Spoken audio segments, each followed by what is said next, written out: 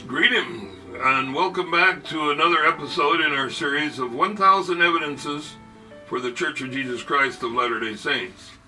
In this one, episode number 173, we'll be talking about Joseph Smith's true character.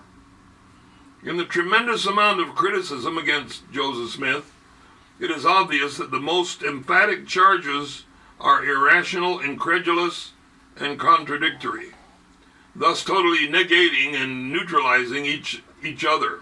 For example, some critics have said that he was an unschooled idiot.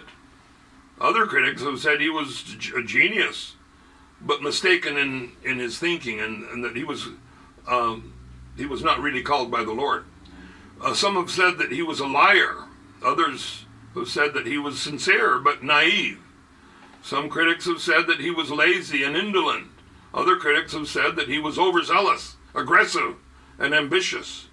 Some have said he was a drunkard. Others have said he impressed followers by his clear thinking and sobriety.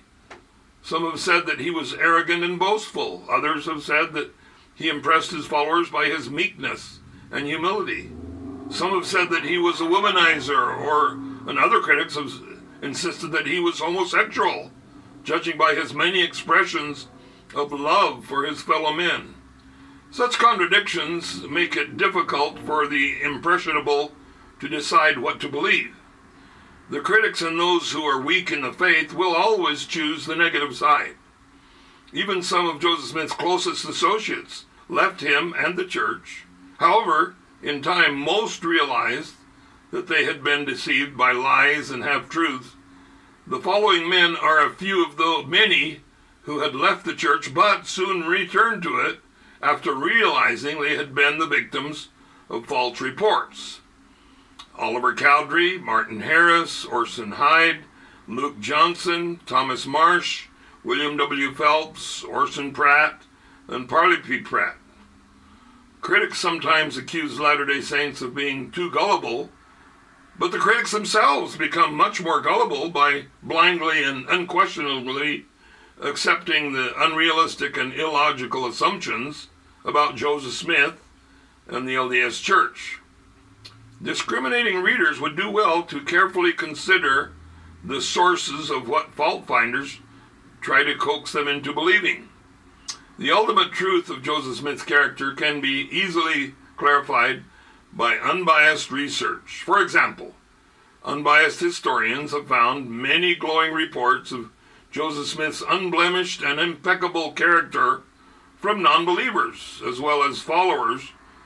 Regarding the question of whether or not Joseph Smith was lazy and indolent, historians have found public records stating that Joseph and his brothers worked very hard over a number of years in clearing land, building structures, as well as doing many necessary farm chores. Fault finders can seek for flaws in anyone, whether real or imagined. Unfortunately, there are writers who gain fame and fortune with sordid details about the lives of famous people whom the world had held in high regard. Likewise, some writers have spread sensational gossip about the supposed immoral lives of the founding fathers of the United States and the framers of the Constitution, including even the aged Benjamin Franklin. It is not surprising that Fawn Brodie, who wrote an expose on Thomas Jefferson as well as Joseph Smith, furthermore, the atheists and anti-Christians have tried to cheapen the image of Jesus. Some ancient writers, such as the Greek philosopher Celsus, claimed that Jesus was the illegitimate son of a Roman soldier by the name of Pantera. Some say Jesus was a bandit. Others say he was a magician.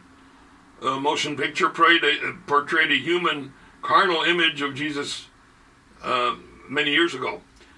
It's very significant that thousands of contemporaries of Joseph Smith, both LDS and non-LDS, formally testified to his noble, godly character. They're recorded in many books, such as Personal Glimpses of the Prophet Joseph Smith, compiled by Hiram and Helen Andrus, Covenant Communications, 2009, on page 82. Lyman Littlefield, a contemporary of Joseph Smith, recalled an experience when he was a young boy. He had been sitting tired and brooding by the roadside. Joseph Smith took notice of him, even though he was a very busy man, and the young boy was just a young person. But Littlefield wrote, "He turned from the great press of other duties to say a word of comfort to a little child. That man, who to me appeared so good and godlike, really halted in his hurry to notice me. Only a little boy. Placing his hand upon my head, he said, 'Is there no place for you, my boy? If not, we must make one.' This circumstance made an impression on my mind which long lapse of time and cares of riper years have not effaced. I could make him no reply at the time. My young heart was filled with joy to me unspeakable." I mention this circumstance as it illustrates a trait of his character which in after years he has often been seen to exemplify. Here's another one from page 89. A non-LDS family had invited Joseph Smith and several other men to meet at their home. After dinner, some neighbors arrived to hear him preach. Margaret Pierce Whitesides wrote, "I wish that I might describe my feelings at that meeting. Though they are fresh in my memory today, I cannot but fall short of expressing myself. So animated with loving kindness, so mild and gentle, yet big and powerful and majestic was the prophet, that to me he seemed more like an angel. After he had gone from the room, my mother said, 'I don't see how anyone can doubt that he is a prophet of God.'" Also, you would be interested in noticing the links about Joseph Smith's character, especially as it involves his relationship with women and plural marriage, at the bottom of this episode. Check them out, and it'll be very informative. Also, you can check back with episode number 47 on the same subject. Again, it takes an open mind and open eyes to see the truth and to accept it, and to sort through all of this nonsense. We have much more to discuss in upcoming episodes. Don't miss any of them. And remember, call, don't fall. Call on the Lord of truth. Don't fall for the cunning and crafty false reports of the father of lies.